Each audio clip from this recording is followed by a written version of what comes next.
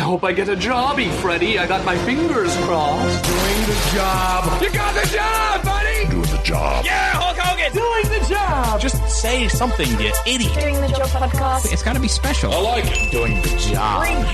This show is so stupid. You're stupid. You're so stupid. I know how to do the job. Shut the f*** up. Hate this job. Doing the job. Doing the job. Doing the job. This is Doing the Job.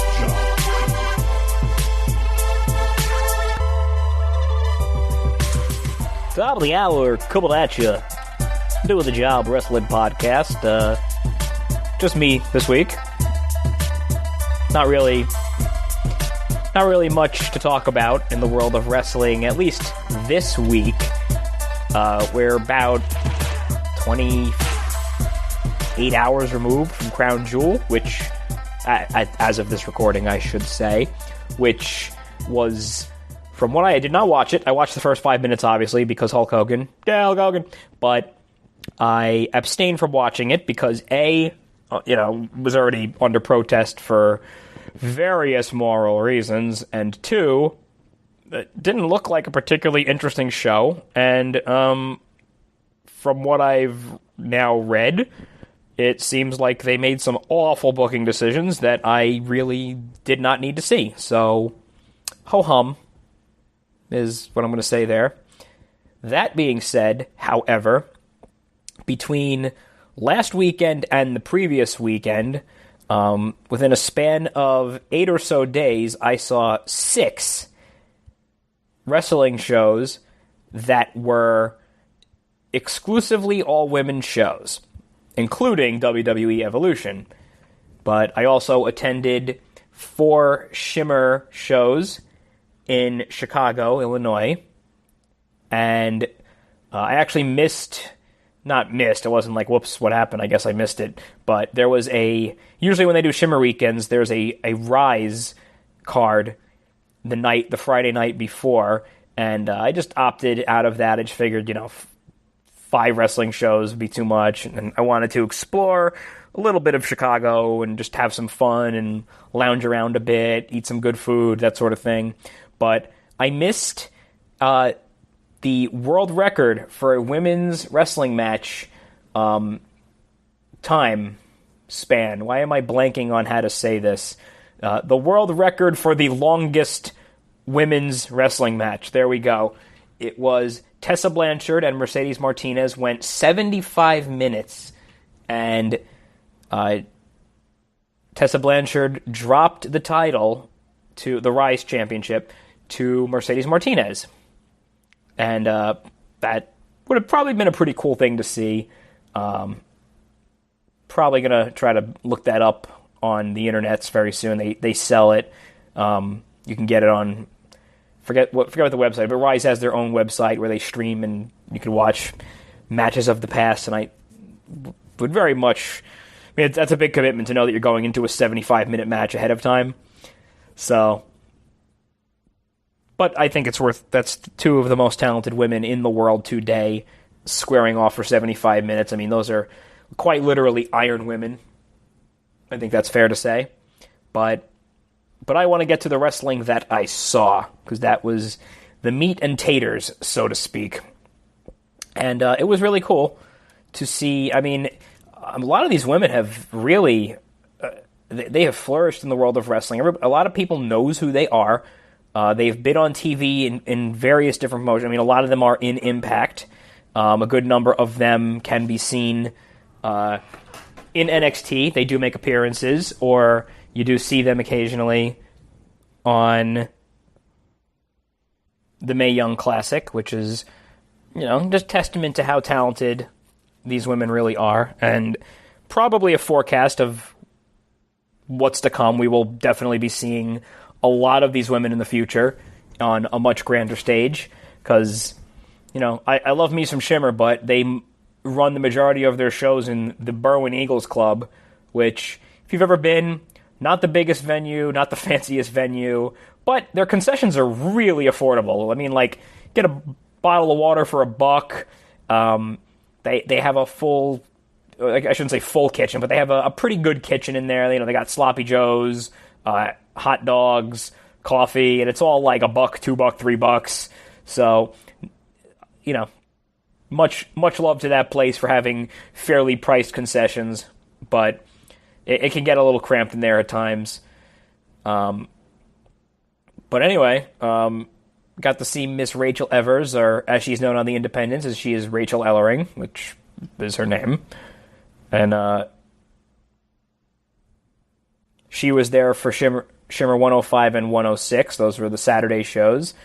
And trying to think who else are some names people would know. Britt Baker, obviously. Dr. Britt Baker, my bad. She is now a licensed dentist. So my joke about her is that she knocks out your teeth on the weekends and she can put them back in on Monday. I'm the funniest person on the internet. Ginny, the Progress Women's Champion. I think this was her Shimmer debut, if I'm not mistaken. And she had a lot of really good matches. She actually defeated Shotzi Blackheart, who, while it was tough for me to watch because I love me some Shotzi, I think it was my favorite match of Saturday. Ginny had a match with Shazza McKenzie on Sunday, which was pretty awesome. So, Ginny, talented, going to be in WWE one day. I guess I really shouldn't say going to be in WWE. See, I used to hold WWE as, like, the watermark of excellence. Like, if you got to WWE, that was it. You were established. You had made it. That was the major league. And I'm not so sure WWE, at least to a devout wrestling fan, should be considered the major league. It's just, I don't know, man. I've been very disenchanted with the product lately, and they just keep piling on all this stuff, and it's like, I try to abstain from watching Raw, because it's just 3 hours, and maybe in that 3 hours you get about 45 minutes of content, if you're lucky, that's worthwhile between some good promos and good matches. The rest of it is just like, oh, this happened last week. Oh, it's happening again. Just not been fun. Whereas like NXT is an hour, and just it feels like it just goes fast, and the matches are quality, and it's just a more intimate show. Even the mixed match challenges, just it's brought back that element of fun, and it's almost tailor made for smart fans that want to be entertained, and it's just like just give me some entertainment that's not insulting. But anyway, that's a tangent. That's a digression. I'm talking about my women's weekends extravaganzas.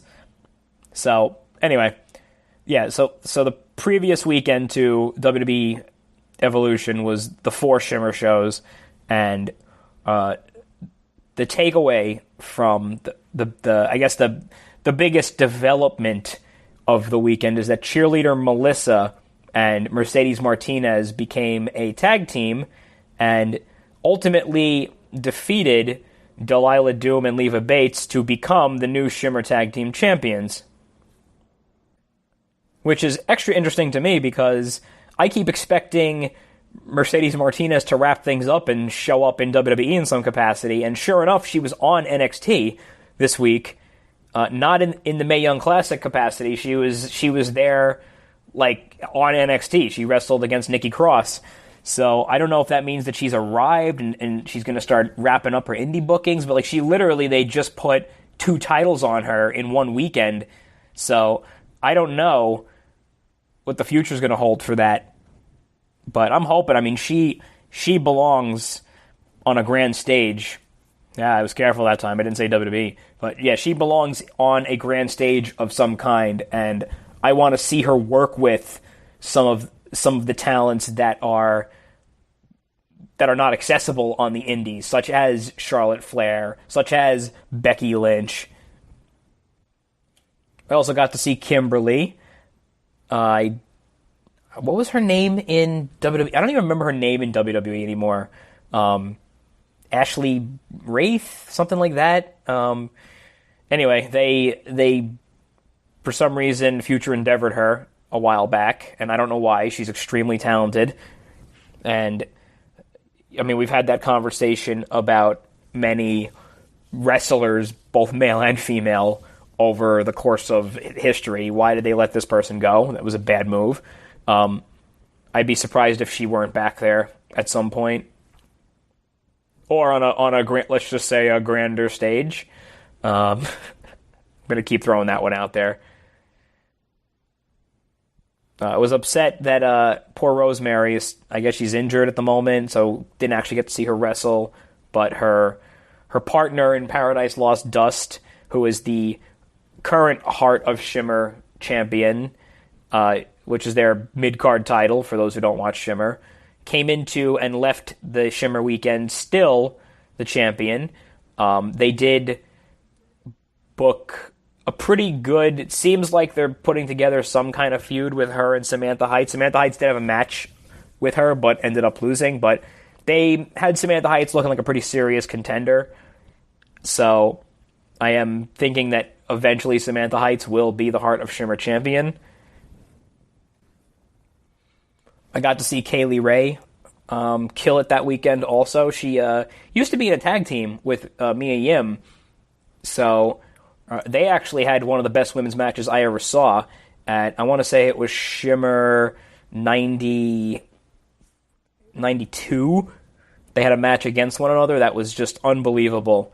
And, it was when I was just getting acquainted with Shimmer back at the time.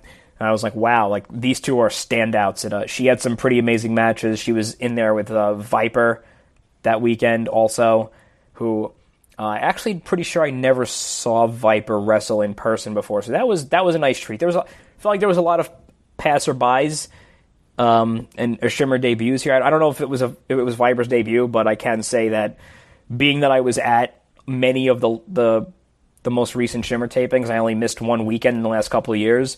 I had never seen her wrestle a Shimmer before, so she's great. She beat Kaylee Ray. They had a drag 'em out match that was pretty awesome. They both came out of it looking like $1 million. And I guess the only thing I didn't touch on in terms of champions is that Nicole Savoy came out of the weekend as the Shimmer Women's Champion still. I mean, she's kind of got that that almost like she's a shooter thing going for her. Like, oh, she's gonna hurt you if she gets you in the ring kind of vibe, which I like.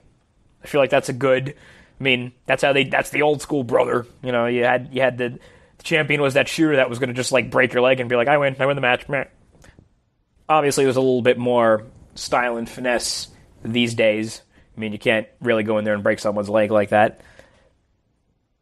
And I'd be amiss if I passed over the flock of Australian wrestlers that shows up for all the Shimmer weekends, and that would be, of course, the Blue Nation, Charlie Evans and Jessica Troy, Shazza McKenzie, who I previously mentioned, who she has been on NXT a couple of times, and of course, I don't know if this is something on Impact Wrestling, because I just unfortunately don't get to watch Impact Wrestling, not because I'm not watching Impact Wrestling, brother, but I just don't have access to it easily.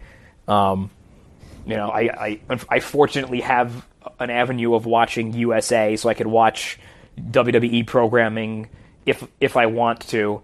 I also have access to the WWE network, so I can watch things like NXT, and I attend a lot of indie shows in person, but Impact only ran that couple of days they were here in New York, the Bound for Glory weekend, and from what I understand, that was a pretty big clusterfuck. They oversold and they really messed up the seating really bad, and I think I would have just been aggravated beyond belief being there for that, but I would watch Impact Wrestling now. It looks like, they basically have a crop of indie talent that I'm super familiar with, and have nothing. It isn't like it was 5 years ago, where it was like Dixie Carter just brought in a former WWE superstar, had them devour all of the talent that was already in TNA, and then they would just leave the company and go somewhere else.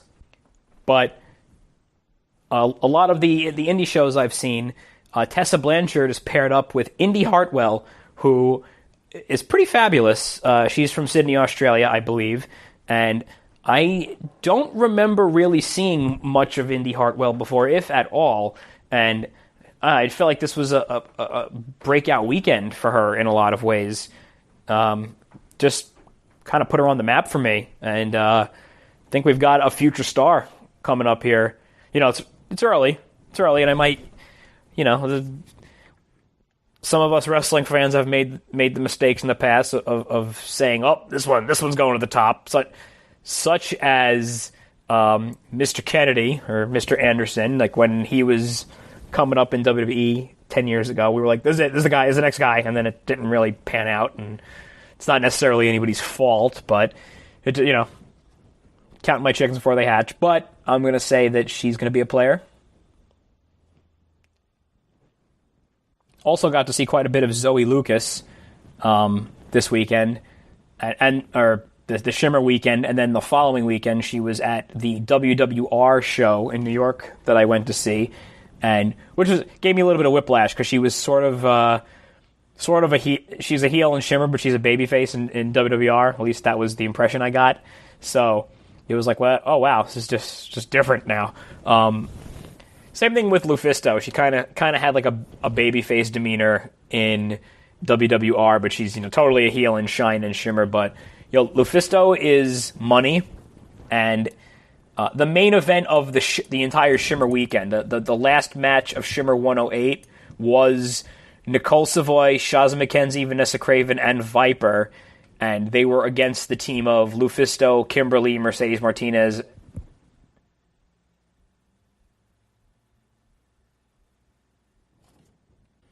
and cheerleader Melissa. And we're just looking at this flock of talent in the ring and just said, okay, Nicole Savoy, Shazza McKenzie, Vanessa Craven, and Viper, right there, that whole team have been on NXT and or the Mae Young Classic. And then, of course, Lufisto, Kimberly, Mercedes Martinez, and cheerleader Melissa, they've all, except for Lufisto, to my knowledge, the rest of them have been on TV in some capacity. Cheerleader Melissa, I believe, is Mariposa in Lucha Underground. And, of course, Kimberly and Mercedes Martinez have been in the Mae Young Classic at NXT. I should actually look up right now, has Lufisto even done, like, a dark match or a jobber match in WWE? At a glance, I do not see any evidence that Lufisto has wrestled in a WWE ring. That's a shame. That's a missed opportunity. She is just definitely next level, belongs on a grander stage in some capacity. And it was great, because actually one of my favorite matches of the Shimmer weekend was Lufisto versus Shazza McKenzie, and then I got to see that same match again, not piece for piece the same, but got to see that same match up in WWR the following week. I don't want to get like match by match, detail by detail of the Shimmer weekend, because I know most of the people listening to this haven't seen Shimmer, haven't seen a lot of Shimmer, and quite frankly aren't going to see these matches for some time. They're very, very slow to release the DVDs. It takes them a really long time when they do these tapings to get the DVDs out, and it might be years before these matches surface, which is kind of a shame. I guess they just don't have the resources to crank this out. But anyway, like I said, there were some standouts this weekend. There were some people I knew would be standouts, and there were some people that I were pleasantly surprised by. Not like I expected them to have bad matches, but I don't really know their body of work as well as maybe I would like to, and got to see a good dose of them this weekend. That was very impressive. I'm looking forward to seeing more of this. Shimmer is actually going to be here in New York for WrestleMania weekend, and they're going to actually be at La Boom, which is like one of my most beloved venues for watching wrestling. Evolve usually runs their events here in New York at La Boom. Shine runs them at La Boom now. They usually do double headers because they're both WWN, so why not? But Shimmer will be there WrestleMania weekend in April. That'll probably be the next time I get to see Shimmer. So hey, like something to look forward to. It's 5 months away, but I'll be there. I'll be ready. But luckily, I didn't have to wait that long to see many of these women again, because they were here in New York, actually in Long Island, right down the road from, I forget what the official name of it's called now. I still call it Nassau Coliseum, but it's like Nassau's Memorial Coliseum for Veterans in Long Island, uniondale.com.org, 17. I don't know why I added the number, but it's just a really long name, and it's like, it's the Nassau Coliseum. It's what it is. But yeah, at the New York Wrestling Connection, I don't know if I'm going to call it arena, venue, warehouse with a ring in it, because that's kind of what it is. They had WWR ran their program there, and got to see, again, Shaz McKenzie, Zoe Lucas, Jessica Troy, Lou Fisto, Karen Q, so Tessa Blanchard, Indy Hartwell, they were all there. And by the way, Pro Wrestling Illustrated just came out with their list of their top 100 women a couple of days ago, as of this recording, and a lot of the girls I'm mentioning are on that list, and very, very happy to see that, and looking very forward to see now that women's wrestling is much more on the map. Looking forward to seeing who advances on that list in the next couple of years.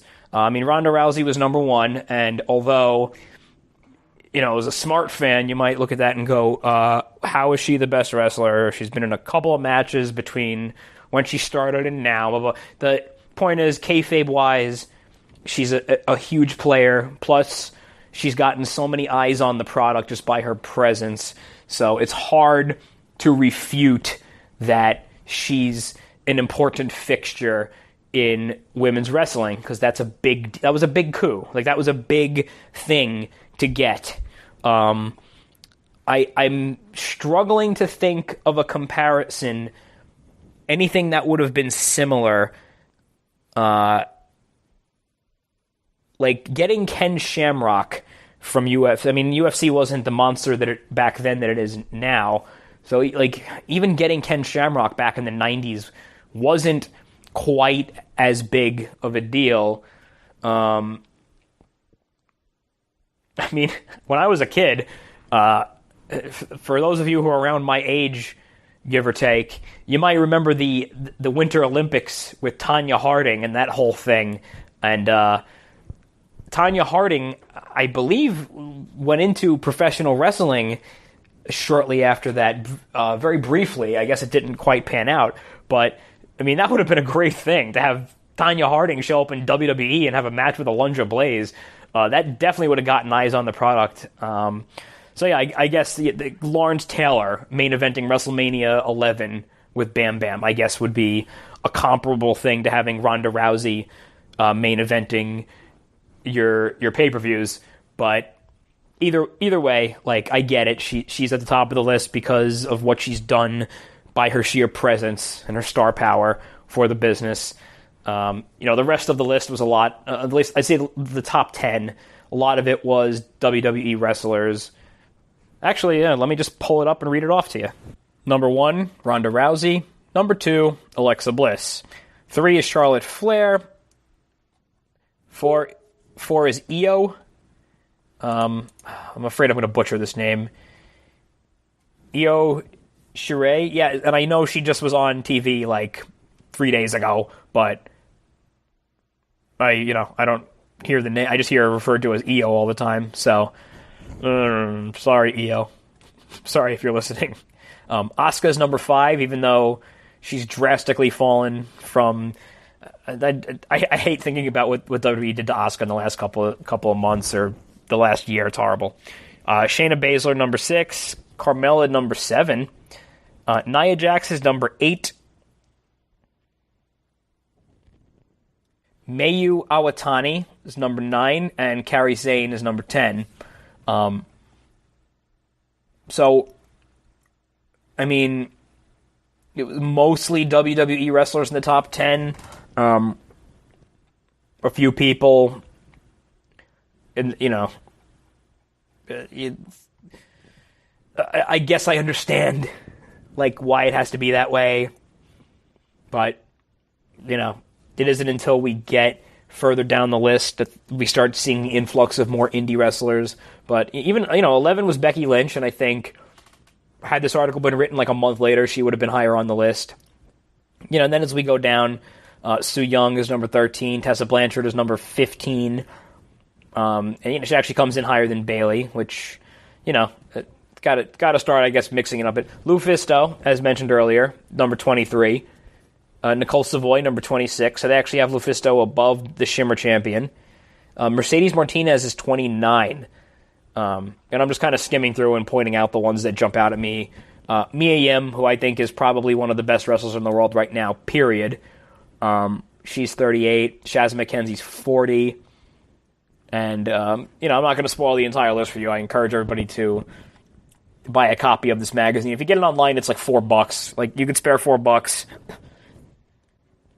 Help the cause. PWI will see that people are buying this magazine and say, oh, well, women's wrestling is a draw. Let's do some more stuff about it, because, it is. It's important. It's part of the movement. Part of the evolution, so to speak. Also forgot to mention Solo Darling was at both Shimmer and WWR as well, and I've been singing the Solo Darling song for quite some time now. I think she's extremely entertaining. She's got a great look. She was an extra on Raw last year after SummerSlam. She was just backstage. I think she was talking to Jimmy Jacobs, if I'm not mistaken. And it was just like this segment. I think Elias was walking to the ring, turned, and like they gave him like a weird look. And I stood up in my chair and screamed, "That's Solo Darling!" And everybody looked at me like, "What are you talking about?" And I just kind of sat down in shame. But she was there. I purchased a fanny pack from Solo Darling. That's right. I wear fanny packs. Get over it. And coincidentally, somebody mentioned recently to me a wrestler named Harlow O'Hara, and I said, I've never heard of this person before. And they were like, oh, she's pretty popular on the indies. And I was like, I don't know. And sure enough, she was at the show. I got to see her for the first time, and I was very entertained. I thought she had a great look. I thought she had a great gimmick. She's like almost like creepy, like Crusader religious kind of looking. And I don't want to misspeak and do it a disjustice. Like, I just would recommend Googling her and just seeing. She comes out with like this crown, and I don't know, just a cool looking thing, cool looking gimmick, good gimmick. And I'll actually be seeing her again in a few days at BCW in the Bronx. So enough beating around the bush. Even though she wasn't at Shimmer, which I've never seen Penelope Ford at Shimmer, which kind of surprised me, because I would think that her star has risen enough that she should be there. I mean, unless she doesn't want to be, or they don't want her for some reason. She was at the WWR show. It was awesome to see her. And, I feel like after All In, she cemented a spot, at least, really put herself on the map after that. Like, she came out of that looking like $1 million. That's that whole scene with Hangman Page. And I think a lot of people who had never heard of Penelope Ford before left All In saying, wow, that girl is badass. Well, she is the bad girl after all. But that whole 2 weekends or 8 days culminated with WWE Evolution. And I thought this was a pretty solid show. Once I got there, I felt like they kind of must have been like a house show that they decided to make an all-women's show, because it the set wasn't as fancy. It didn't have all the LEDs everywhere. which personally I prefer. I really am just, maybe I'm just like an old man at this point, but I just too many damn LEDs on everything. But it was a very, very solid show. I mean, there were some spots I could complain about, but no more and less than I would normally complain about. I will say this: it's been a while since I went to a WWE show. The last WWE show I went to was the SmackDown after SummerSlam, and I didn't even want to go to that. I just got stuck with tickets, and I said, all right, I'll go. And I would have just preferred to go to NXT and SummerSlam that weekend, but okay, I ended up at SmackDown. So it's been a few months, and man, WWE audiences suck. The fans are just absolutely abysmal, and I hate them, and I hate being in a crowd with them, and it just makes me feel dirty and embarrassed to be a wrestling fan when I'm in those kinds of crowds. Because, I mean, just first of all, just to start, just to set the tone for the evening, there were a group of people, and I'm going to say, I'm going to use my pronouns carefully here, or the words I choose to speak here carefully, because it's 2018 and can't assume anybody's gender, but there were a group of people that appeared to be males dressed as the Bellas sitting in front of me. One of them in particular, the one who was directly in front of me, had this habit of standing up and throwing their arms in the air and dancing in place anytime anything happened during this show at all. I mean, somebody hits a big move, someone takes a bump, he stands up, she stands up, they stand up, and scream and dance around and starts saying things like, that's right, yeah, that's right, yeah, she was the women's evolution before the evolution, everybody. And after a while of doing this for the first couple of matches, me and a bunch of people in my section start screaming at this person to sit down every time, and the other people in their crew had since just sat down and started watching the show more intently. They actually had to grab this person by the pants and pull them down to sit down, and they just kept doing it. Someone go to the top rope, this person would stand up, block all of us from seeing it, and it was infuriating. And I was like, okay, whatever, it's one person, I'm not going to let them ruin it for everybody. And then the people behind us, when Nikki Bella was wrestling, starts chanting all these things for John Cena. And it was like the Raw after Mania in California all over again, when people were chanting, you suck Cena, you suck Punk. It was just embarrassing. You came to a women's wrestling show, and you're standing here chanting lewd, between the line lewd things about the women at the show. And it was why are you here? Why did you come here? Did you just come here to be a dick? Somebody give you these tickets and you said, screw it, I'm just going to show up and be annoying? I think at some point Lita was doing something in the ring and somebody screamed something oh, without Matt, you're nothing. And it was just dude, she dated Matt Hardy 15 years ago. Get over it. I don't know. It just, and if I don't know if the chance made it on TV, but the chants during the last match especially were just blood curdling.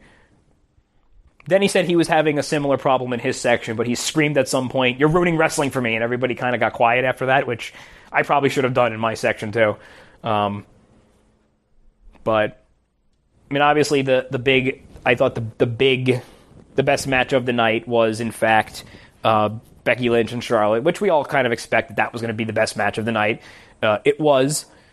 Again, there were some spots I didn't really like Becky went from the badass ass-kicking heel to the scared heel, because there's that bit where Charlotte got out from underneath the pile of chairs and looked like she was hulking up, and Becky was freaking and running away, which didn't really fit the narrative of the rest of the match, but whatever.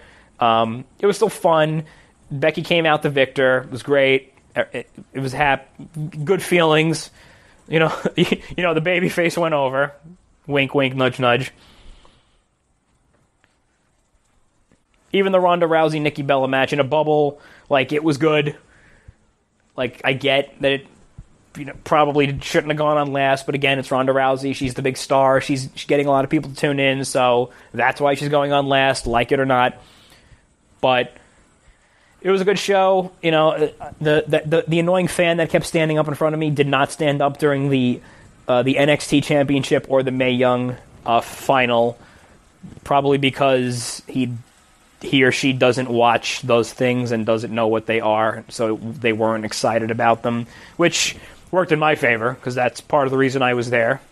And as we thought, or at least as I thought, Toni Storm was the winner, and unfortunately, the only reason I picked Toni Storm to win was because I figured WWE wouldn't pick an Asian 2 years in a row, especially that they had Asuka and Nakamura win the Royal Rumble this year, and I don't know if that was their philosophy in having Toni Storm go over, but regardless, Toni Storm went over. But my experiences in the Indies versus WWE in terms of fans, it's just much more pleasurable to be in an indie audience. On the occasion when you have a real asshole fan doing something unsavory in some capacity, the other fans will gang up on them, and usually, especially Progress, one of my favorite things is, like, one of their big rules for the audience is don't be a dick. And, like, a lot of times if a fan does something, the audience will start chanting, don't be a dick, don't be a dick. But on the plus side, and one of the cooler things is if you're a big indie fan, you go to a lot of indie shows, you're walking around WWE Evolution, guess who I saw? Saw some of the Shimmer girls and some of the WWR girls. I've seen them at WWE shows before when it's possible for them to be there, and it's funny, You say hi to them, like, have a little cordial interaction with them, and it's kind of cool because you're saying to yourself, man, there's so many people in this arena right now walking right by us that don't know that this person is a professional wrestler and don't even know that there's a good chance that this person that I'm talking to right now has wrestled somebody they're going to see on the show tonight. And very, very quite possibly will end up in that ring one day, and this person will be buying a ticket to see them. Just like a cool thing. Just, at least for me, it's like one of, like, the weird facets of being a wrestling fan that I really enjoy. Like, it's like going to see the Rolling Stones, and you pass by a much lesser known band member of one of your favorite indie bands in the audience somewhere, and you're like, oh, aren't you so-and-so from such and such? And it's like, you're both there to see this bigger production, but, like, that this person is also somebody you'll buy a ticket to see, and probably one day a lot of people in the arena with you will do the same. And I don't know, just a cool thing. And as people might remember, I sat next to Roderick Strong at WrestleMania 29 here in New York many, many moons ago.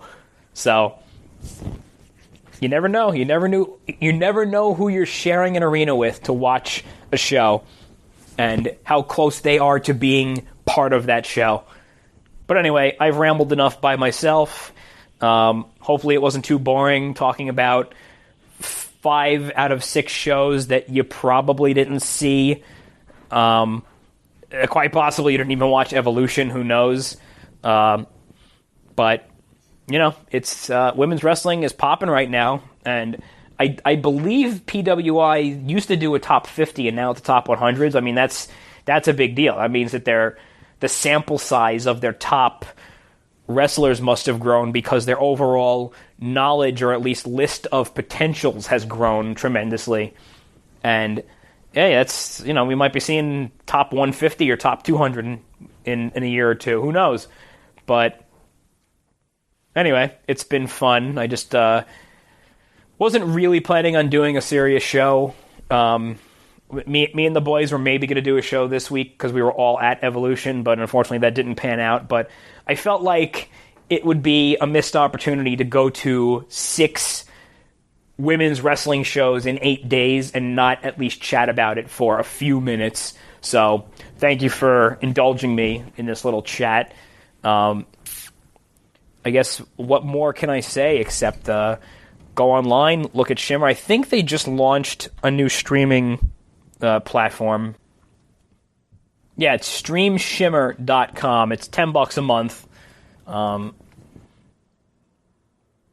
Hey, I'd say pop in, skim the library. They probably have a lot of your favorite WWE women have been in Shimmer at some point. The Rise website is Rise Ascent, and they actually have that 75-minute match between Mercedes Martinez and Tessa Blanchard on there right now. So, it's a good. It's only if you want to rent it, it's only $5. If you want to buy it, it's $10. A subscription to Rise is only $5 a month. So, just something thinking about. Just throwing some stuff out there. If you're someone that streams a lot of wrestling, maybe you've got a network subscription that you share with some of your friends. Maybe your friends got a New Japan subscription that they share with you. Maybe you get a third friend in the fold, subscribe to one of these, and start swapping them. I'm just not advocating not paying for things. I'm just saying, there's ways we could pay for everything and share with our close, beloved friends. In lieu of not buying it at all. I think that's a fair compromise, right? I'm Jewish. Anyway, I'm Jewish. I'm M2J. The J stands for Jew. And hopefully we'll be doing a show again very soon. In this unofficial hiatus. Yeah, I guess I should address that while we're here.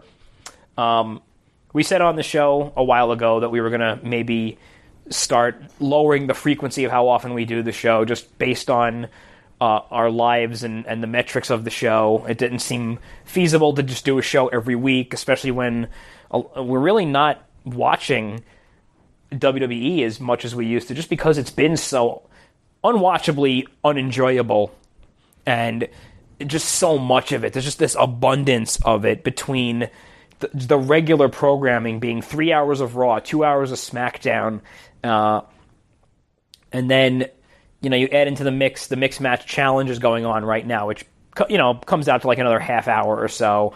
That's 5.5 hours right there. NXT, Mae Young Classic, 205 Live. If we were to watch all of those, that's another 3 hours. That's 8.5 hours, and then if there's a pay-per-view, God forbid, that week, it's like another 4 hours, and this is just the WWE universe. Leaving behind Impact Wrestling, leaving behind all these indie shows that I go to, and I go to quite a bit of indie shows these days.